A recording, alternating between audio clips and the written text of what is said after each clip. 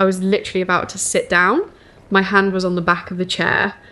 My grandmother was smiling at me from the far end of the table. Plates were already set, candles were lit. My sister had her phone out like always, filming little family moments for the internet. And then my father looked at me, reached across the table, and shoved my chair back so hard it scraped against the floor.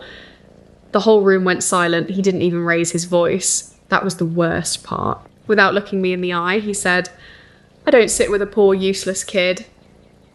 A couple people laughed. Not because it was funny, because weak people laugh when powerful people are cruel. My sister lifted her phone higher. Somebody whispered, "Oh my God."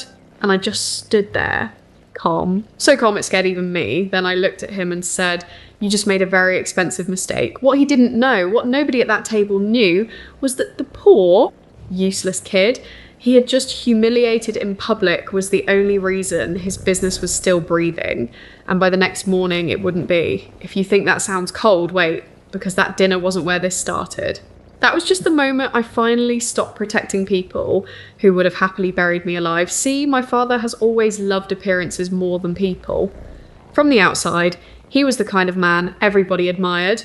Tailored suits, firm handshake, expensive watch, big smile in public. He paid restaurant bills loudly, donated where people could see it, loved talking about family values in front of strangers. Inside our house, he was different, not screaming all the time different.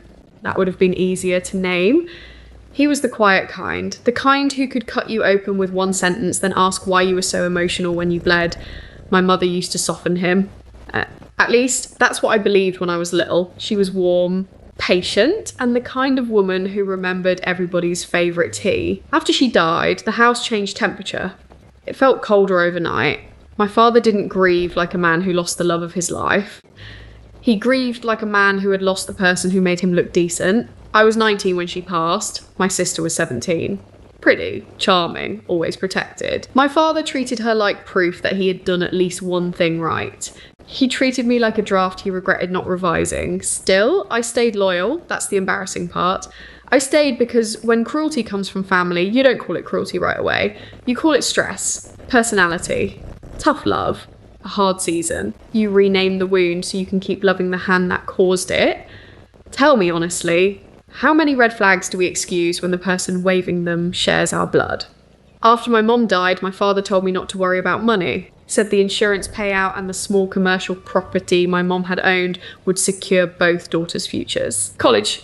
A starter apartment someday. Safety, I believed him. That was mistake number one. I worked through school anyway. Waitressing, bookkeeping, freelance admin jobs, whatever I could get. Not because I had to, I thought. Because I wanted to prove I wasn't lazy. I wanted him to see me as capable. I wanted one clean sentence from him. Something simple. "I'm proud of you." You'd be shocked how far a daughter will crawl for one honest crumb of love. But every time I got close to stability, he moved the target. If I studied, he said it wasn't practical enough. If I worked, he said it wasn't impressive enough. If I saved money, he said I looked cheap. If I dressed simply, he called me unsuccessful. Meanwhile, my sister got everything polished and prepaid. Better clothes, better car, better stories told about her at family gatherings, and yet I still defended them. That's what trust does when it rots slowly. You keep eating it because it still looks like bread. Years passed. I built my life quietly. No flashy social media, no designer labels, no fake wealth. I learned numbers, contracts, risk. I ended up working for a woman named Celeste, who ran a restructuring firm that helped buy failing businesses, clean up fraud, and either save them or shut them down properly. She liked me because I noticed what other people missed. "Paper tells the truth," she used to say. "People just decorate lies around it." That line changed my life because around the same time my father's company started struggling, I noticed something familiar in one of the distressed files that landed on my desk. His name. Not directly at first. A shell company, then another, then a property holding group, then a restaurant supply arm. But when I followed the guarantees, the signatures, the collateral, it all led back to him. My father was drowning in debt. And not regular businesses, is slow debt, accurate debt, panic debt, the kind of debt you take on when you're trying to keep a fake life alive. He had leveraged almost everything. Business accounts, vehicles, property. even the house where he hosted those perfect family dinners.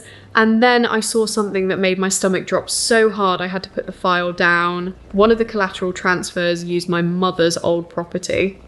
The property that was supposed to belong to both of us. The signature authorising the transfer had my name on it.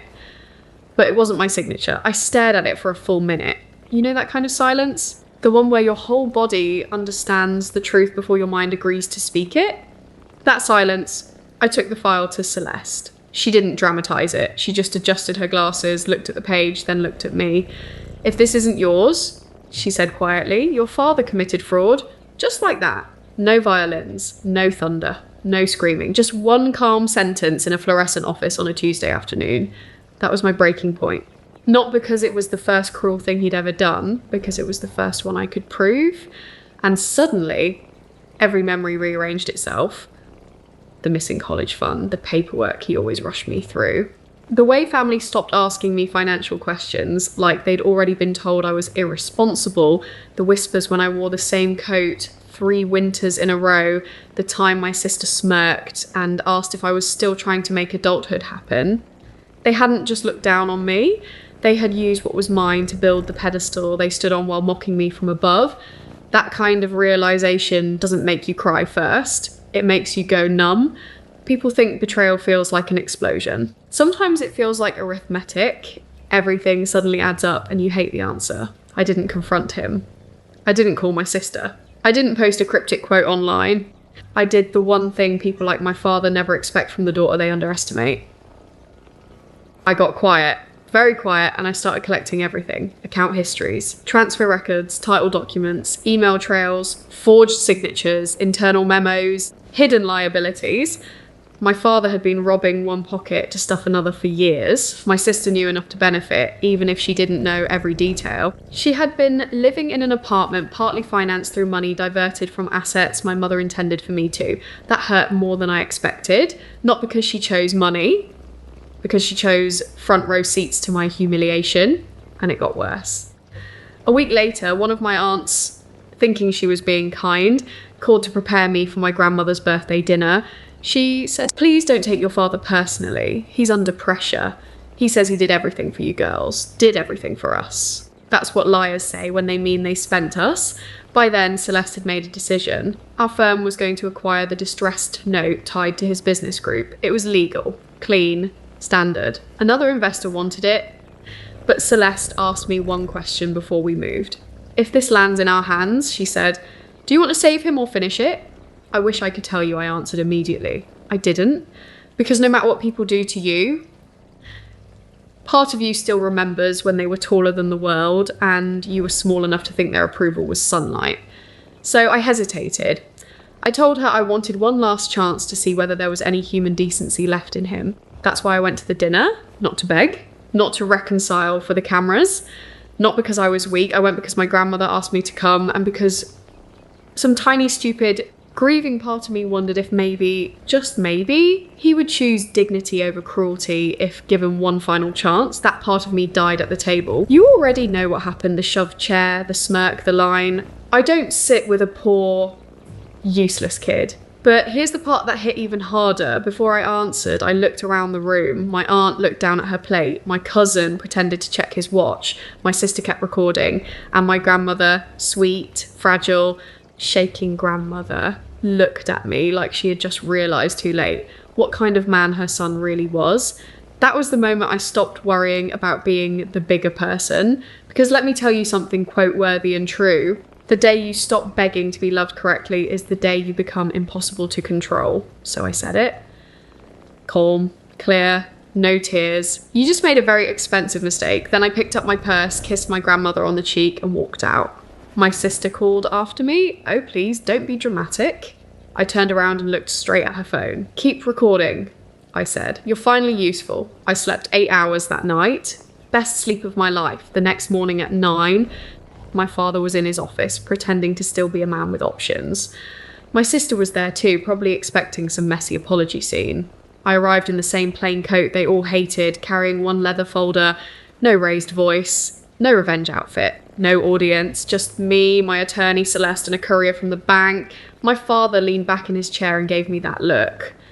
That amused, tired look powerful men use when they think a woman has come in to feel instead of act. He said, "If this is about last night, you need thicker skin." I almost smiled. Celeste slid the paperwork across the desk. "The distress note attached to your business group," she said, "was acquired by our firm last week. Effective this morning, we are declining extension."